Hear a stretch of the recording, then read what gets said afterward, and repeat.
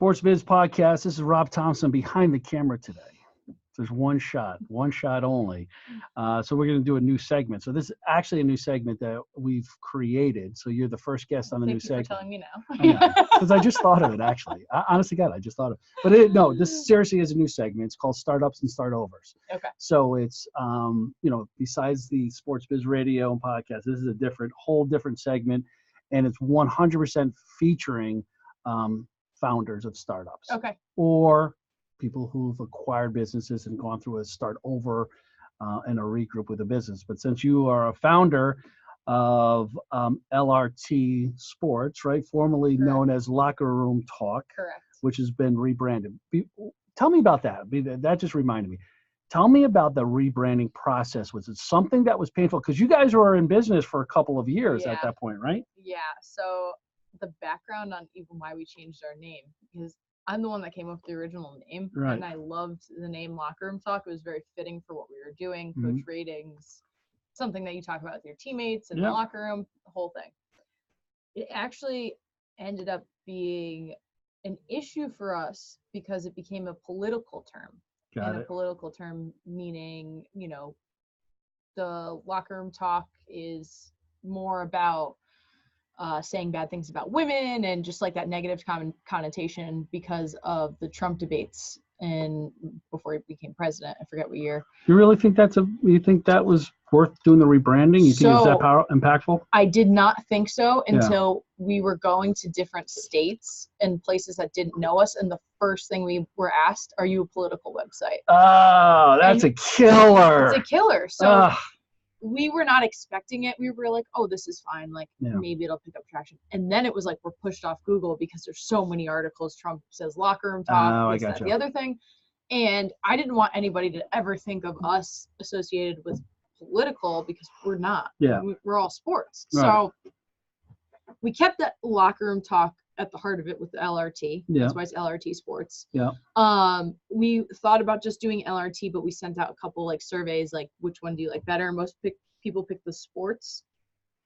I think because you did that with logos too, didn't you? Yep, did it with logos. Try and do it with almost as much everything that we do as possible, just to get a group, and we'll do it with like a bunch of different people, younger, older, men, women, whatever it may be.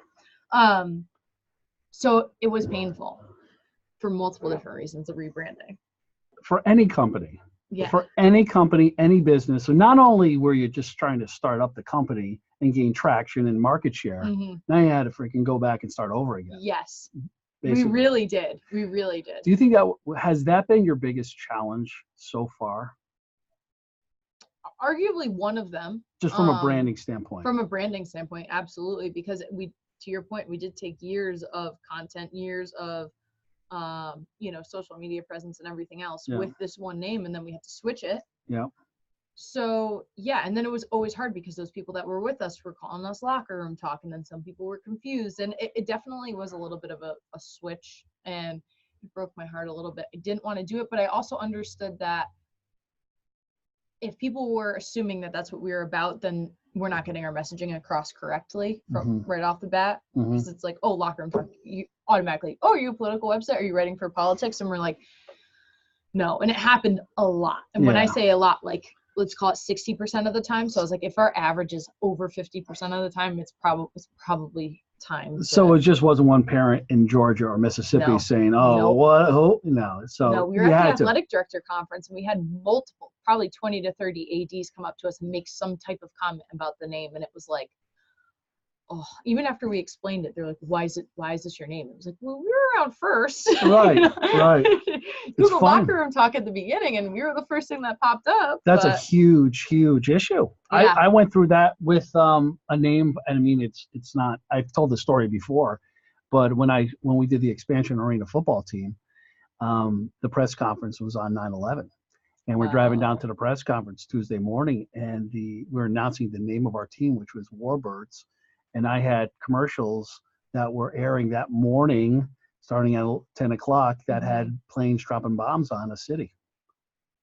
So we had to do a massive rebrand, and that was the least of anybody's worries at the time. But but it happens in business, and you can't see it, right? No, there's no predicting that. There's no predicting that. you just don't know what anybody's going to get up and say, or what tagline is going to be made, or you just don't know. What was your strategy? I mean, how did you pivot? So what did you guys sit back and say, okay, let's take a time out here. Let's think this through. If we're going to roll out this name and this rebranding, obviously you did the smart thing by asking people. So that gives you instant kind of, you're compounding your content that you're putting out there. Yes. And you're preparing the marketplace for doing this. But what was the other part of your strategy? Because you had to go back into your website and everything. Yep. Part of the strategy was just we made as many announcements as possible, press releases. We kept it like kind of like more like happy. Yeah. We didn't really mention the political stuff because, again, I just didn't think it was necessary. So we kind of made it more about us and saying like, hey, we're reaching a new stage in our website, and it did coincide with launching a new website anyway. So it's perfect timing. So it was good timing for that. And it was one of those things where we were not arguing, but everyone on the team was like, should we do this? Should we not? What should our strategy be here? And I remember I made the decision. I called our head of content, COO, who also happens to be my mom. Yeah. And I called my mom. I'm like, it's the best. Should we just change the name? And she was like, yeah, let's just do it. Like, let's do it. And I mentioned LRT Sports in that conversation. I was like, I think we should be LRT Sports. She was like, okay, sounds good.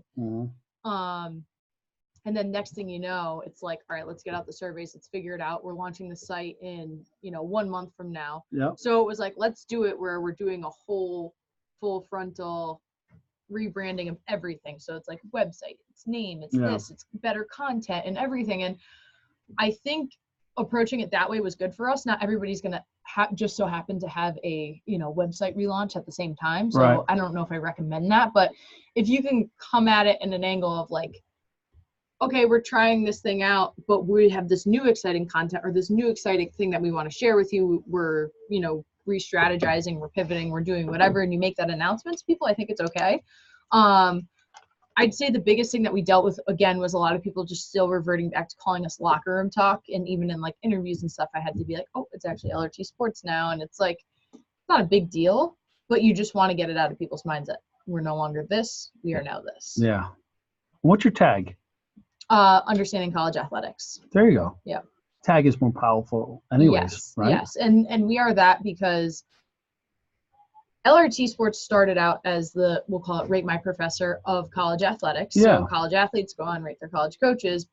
But then we kind of like discovered this whole market of people just needing information from current and former athletes, coaches, parents, just everybody in athletics, because college athletics is really confusing. Yeah. Like, we were just talking about your son who went to one school and wasn't what he expected, goes to another school, and it's, amazing, but you just don't really know that or get to see that ahead of time. You go on one recruiting trip, you talk to the coach a couple times, you can visit the campus as much as you want, but you don't really know what it's like until you get there.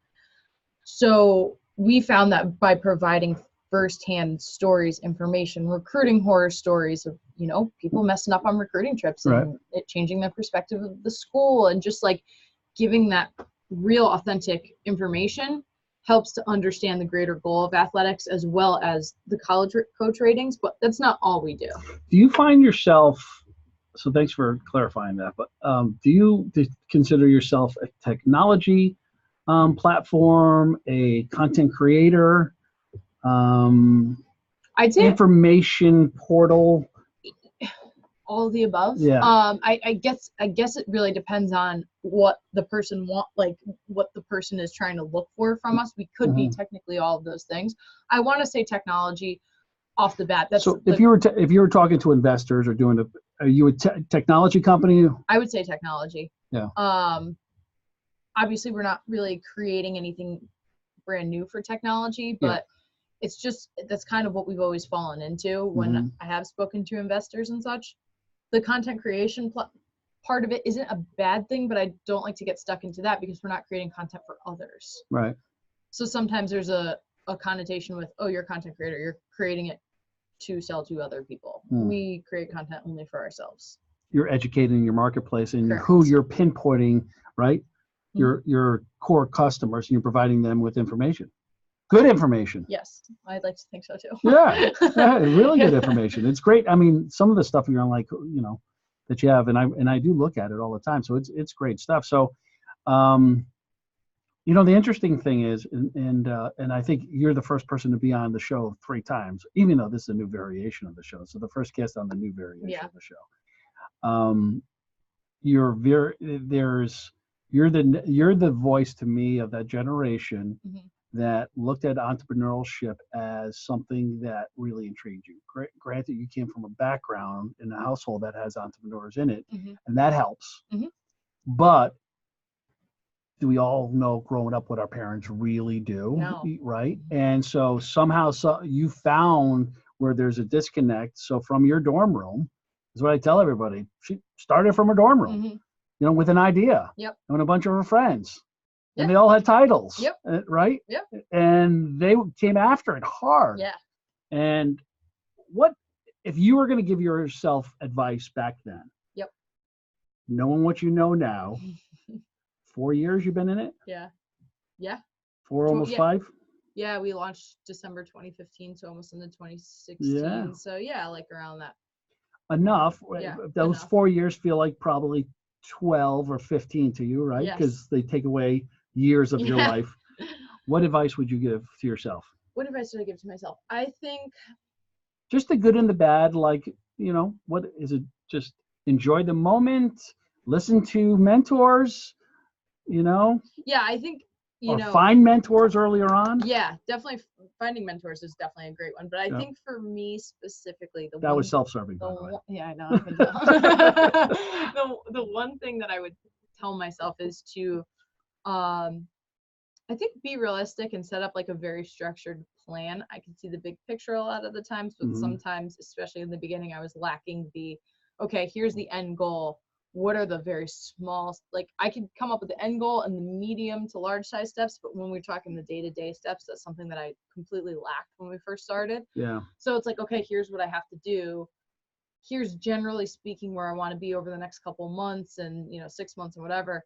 But how do I actually take what I'm talking about and sit down on a day-to-day basis and like think that through? Yeah. And I think you realize very quickly that's what you have to do. But I think I wish that I told myself like from the start, like, hey, you need to like sit down and think about like, I want to get X amount of social media followers. How am I going to do that every day? Am I going to DM people? Am I going to do this? Is there going to be a strategy? The good thing, and like I would also tell myself, like the one thing that I did do well was fail hard. I think I tried as many things as possible just to see what stuck on the wall. I was never afraid to go out and try something new or put a little money in to see if something was going to work or not, because I'm under the belief that like you just never know what's going to work. As long as you're not spending $1 million on something that you don't know anything about or haven't done any research on. If you're spending a couple hundred, maybe $1,000 in this one area and you're piloting it and you're seeing, does my audience like this? Do they like a variation of it? And gather that research, like I sent to you, what logos do you like? We spend the money to come up with 10 different logos instead of just one logo, but then we're sending it out to, let's call it 50 to 100 people and saying, which ones do you like? And generally speaking, the mass will kind of lead you in the right direction. Of course, there are times that you have to take your own instinct into play, but it's still good to get a sense of, okay, this is a direction. I wasn't expecting that, or I was expecting that. So talk a little bit about, when you start off, we all gravitate towards our friends to start a business with. Sometimes it works out. Majority of the time it does not. Correct. For whatever reason. Expectations aren't always met. Correct. Sometimes you're, and that goes on both sides of the table. Correct. What advice would you give to a senior in college who's starting a business right now, who has all their buddies around them? Yep. What honest conversation and expectations would you have with everybody who you're planning to go into business with? I think first and foremost, time commitment. That's a good question right there. Yeah, it is a good question. It's a great question. You should ask everybody that. Time commitment. How much time is this person willing to commit into this project at first, we'll call it, but company, belief, whatever you want to put, whatever label you want to give it. And then also, what are they willing to sacrifice? I think there's situations where, we went through, and in the beginning, there were certain people that started that are still actually involved in LRT sports specifically but they weren't willing to make the full-time 100% commitment. They realized it early on and they bowed out. No big deal. You know, you figure it out.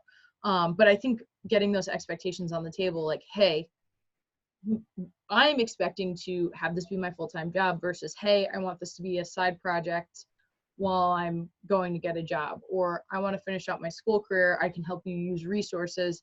And I think you can kind of from there decide if you want to involve those other people, if you want to still use them as resources and not expect that they are going to do everything that you're going to do, or you can cut them loose. Or you know, you could stay with them and use them, or I shouldn't say use them, but you know. Did you have a contract when you first started with your partners? Yes. You did? Yes.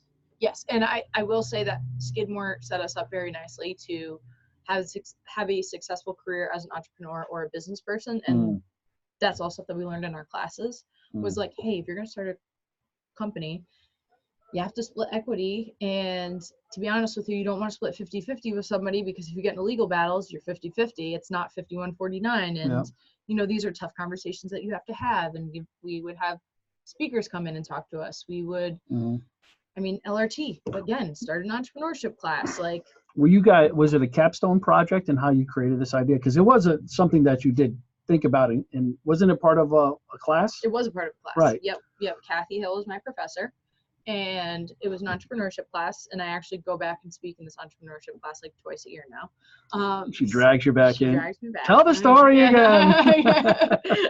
Right. So it was started in this class, and it was one of those things. It wasn't like quote unquote like capstone, but it definitely was like a great project because we got to sit down and for the whole semester start this company, and we had to have like financials, and we had the opportunity to present it to private equity, VC, you know, people who were. So you did pitch it. We did pitch it. Yeah. We did pitch it, and interestingly enough, I don't know if I ever told you this or not, but I actually was also at the times in the process of starting another company with like 7 friends, which that didn't work out for obvious reasons. Right. Now looking back. Shocker. Right. And she knew that I was doing both. So she said, this one's not for class, but you're doing it anyway. I have the people here, pitch the idea anyway, you know, get the people, do whatever. Might as well, which was super nice of her. So we go ahead for the class, pitch locker room talk at the time first. And then we pitched this other thing, which we called Campus, spelled ESS for Easy Sustainable Sharing. Love it. And there were 2 guys that came up to the locker room talk people after. They came up to me and they said, you should go with this idea. You shouldn't go with that idea. Nothing against that idea, but this one's better. Go with it. And here's my card. And I was kind of like, okay, validation. Yeah. Great. But I wasn't focused on that at the time because I had a job right after college. Yeah. Like set up. So I was like, oh, great. Thanks, sir.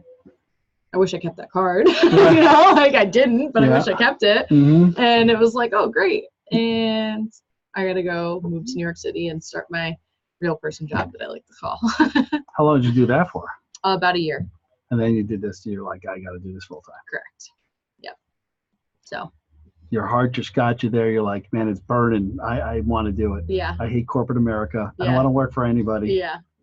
Yeah. So it was a great decision. I mean, I'm here now, so. You're still, you know. Still kicking. You're persistent. Yeah.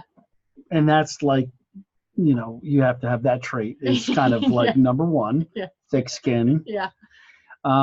Let's talk about revenue. Let's talk about from just a business perspective. What do you know now that you didn't know then?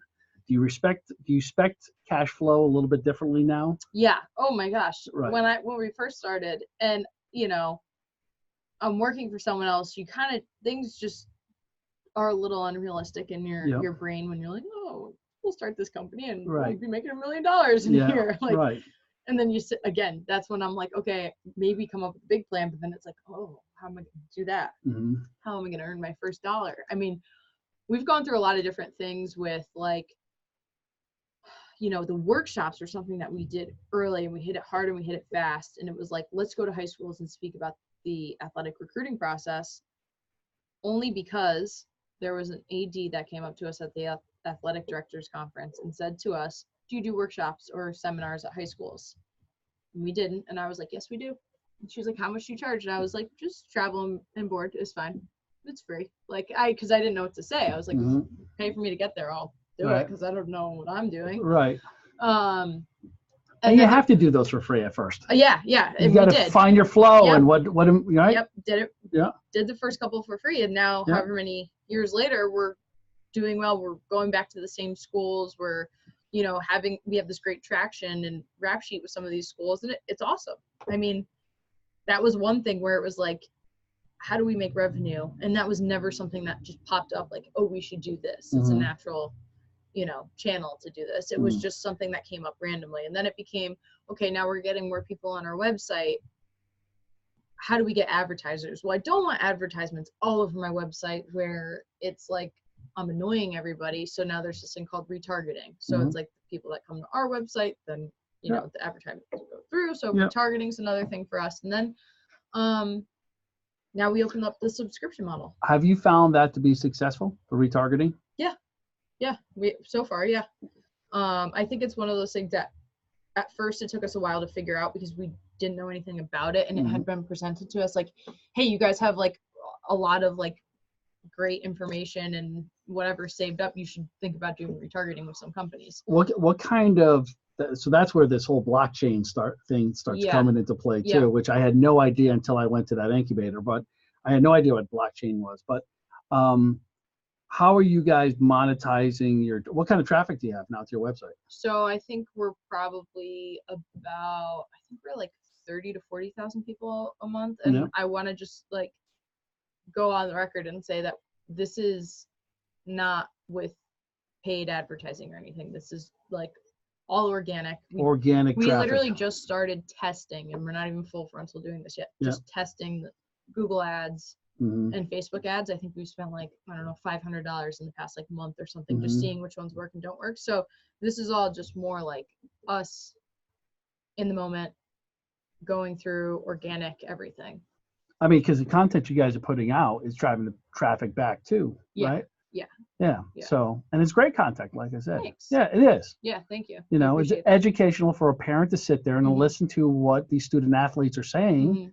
You can sit there and watch. We even get the college coaches too, which is great. It's huge.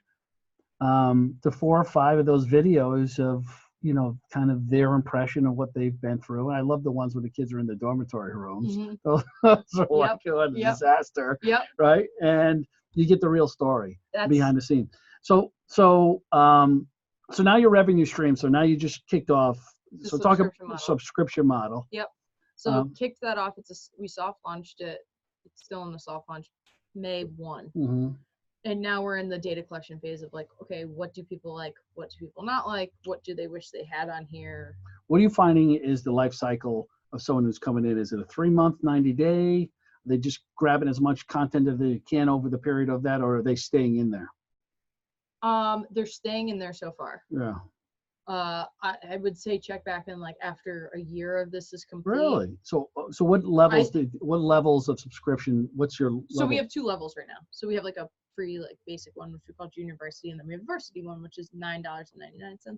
So there's a paid and an unpaid. So there's a paid and a non-paid, and then like for the most part, you don't really get much from the paid outside of what you already get. You get like the email notifications, a couple other things. It's really the paid one where you're getting a lot of great. That's where your premium subscribers are. That's where you get all the great stuff. And like for me, it's never connecting athlete to coach. Yeah. It's not what we're ever going to do. It's not something we're interested in doing. Not looking to be a recruiting You're not a recruiter. Service. Yeah. Yes, correct. You're an information provider, right? Correct. So on the site, some of the things that I really like, and were actually suggestions from parents that were already using our site, is we make it so that you can literally save all the coaches, all the schools that you are interested in going to. Obviously get notifications when there's new rating, if there's a new article, because we publish at least 2 articles a week. Yeah. And through saving that, you can also take notes on it. So it's like the second that you go on your official visit to Albany, you can go into the platform, leave it checked, uncheck it if you didn't like it, or do whatever you want, and then also leave notes on, I liked it, I didn't like it. It's all mobile friendly. And then we just have like exclusive content. We have downloads where it's like, hey, I'm going on my campus visit. I don't know what to look for. We have a report card that you can literally fill out on your campus visit, like facilities, A, like a bunch of, I want to give something an F, and you can leave notes. And like, it actually is just helping you organize not just your recruiting process, but just like your college process, application process, everything in general from start to finish. Because I think a lot of the times it's like it's the where do I start and how do I organize it from here is the biggest problem that a lot of families have. Yeah, it's perfect. And it seems like now, I mean, the platform in itself, the fact that you're not a sponsored from a school, or right, so it's primarily you're providing this information. It's almost like Expedia. Yep. Or it's like, like you said, rate my professor. That's how I explain to people. It's like rate my professor for coaches. Correct. Right? And a school. And then that's what we based the idea off, was rate my professor. So yeah. Have you guys gotten into strength and conditioning coaches, trainers? Have you gotten into that level yet? Not yet, but I'm dying to. Oh, it's so and much assistant coaches, position coaches. So right. How about this? We'll do some real-time advice from you, yeah. from Rob. But I don't know when is our threshold of when do we have enough head coach ratings to open it up to the assistant coaches and the strength and training, or do we just let it fly, and when one kid's rating a head coach, he could rate all the other coaches? I think he has to, because a lot of times the relationship that they have with the head coach, the relationship they have with the strength and conditioning coach is usually the aunt and uncle role, right? Oh yeah. That's where you 100%. and the trainers. They're getting you ready for practice games. You're in there all the time. They're the pre-wrap, joking around with them. They're the counselors, right? They're the shoulder. Yeah. They're the ones that, if they have a good report, it's either you're going to go to your strength and conditioning coach, or you're going to go to the trainer. Yeah. Or if you have an academic advisor, right, then you go to the compliance person in the office. I mean, who is a student having an interaction with? It's much different depending on the level, based upon the resources that a school has.